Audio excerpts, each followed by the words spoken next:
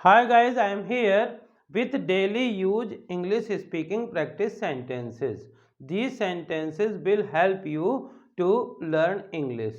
These sentences are: please follow the instructions, you should eat less sugar, don't go on this path, that is why I say, more than once do it, I am hungry, please serve the food, every person has a namesake, your efforts are commendable, this is matter of concern, and nepotism will not do here. Dear friends, यदि हमको English सीखना है, English बोलना शुरू करना है, तो ये सेंटेंसेस जो है वो आपकी बहुत मदद करेंगे। हमारा फर्स्ट सेंटेंस है, प्लीज़ फॉलो द इंस्ट्रक्शंस। जब कोई काम करने के लिए हमको निर्देश दिए जाते हैं कि इन काम को इस प्रकार से करना है, तो लोग कहते हैं कि इन नियमों का पालन करिए, प्लीज़ फॉलो द इंस्ट्रक्शंस। इन नियमों का पालन करिए, तभी आप इस काम को कर पाएंगे।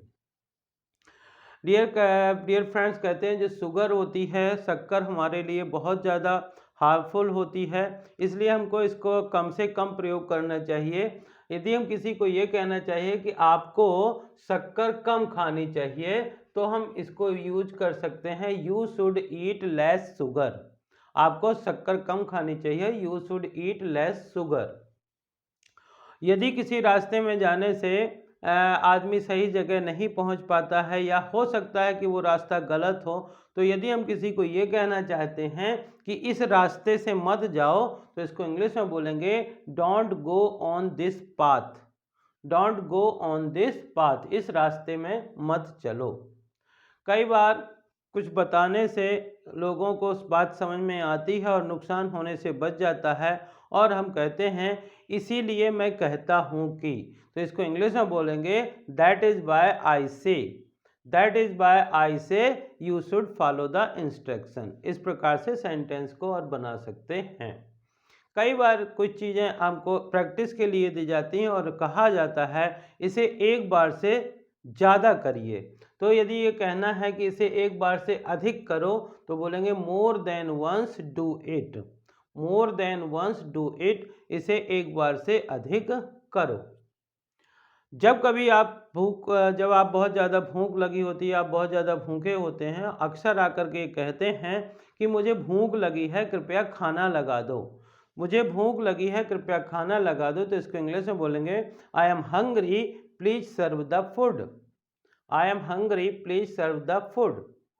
और डियर फ्रेंड्स, यदि आपका जो नाम है उसी नाम का कोई दूसरा व्यक्ति मिलता है, तो उसको हम नाम कहते हैं, और इंग्लिश में इसको नेम सेक कहा जाता है। कहते हैं कि हर व्यक्ति का कोई ना कोई उपनाम वाला व्यक्ति होता है। इसी को इंग्लिश में बोलेंगे every person has a name sake. हर व्यक्ति का एक हम नाम होता है। Your efforts are commendable. जब कोई व्यक्ति किसी काम को करने के लिए प्रयास करता है और लोग देखते हैं कि उसने मन से प्रयास किया है, तो और स्पेशली जब वह सक्सेस हो जाता है, तो लोग यही कहते हैं कि योर एफर्ट्स आर कमेंडेबल। आपके प्रयास जो हैं वो सराहनीय हैं। और यदि कोई ऐसी बात है जिसके बारे में चिंता करने लायक है, तो हम ये कहते हैं this is matter of concern. यह चिंता का विषय है।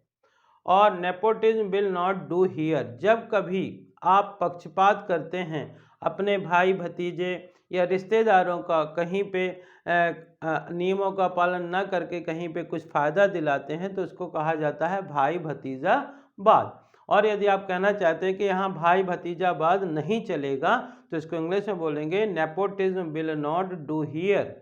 Nepotism will not do here. भाई भतीजावाद यहाँ नहीं चलेगा। तो डियर फ्रेंड, इसी प्रकार डेली यूज इंग्लिश सेंटेंसेस के लिए प्लीज़ सब्सक्राइब कीजिए पंकज इंस्टीट्यूट ऑफ इंग्लिश, तथा इस वीडियो को ज़्यादा से ज़्यादा लाइक और शेयर करिए। यदि आप चैनल के लिए नए हैं तो प्लीज़ इसे सब्सक्राइब करिए, बेल आइकॉन को प्रेस करिए, ताकि इस प्रकार के वीडियो आप तक पहुंच सकें।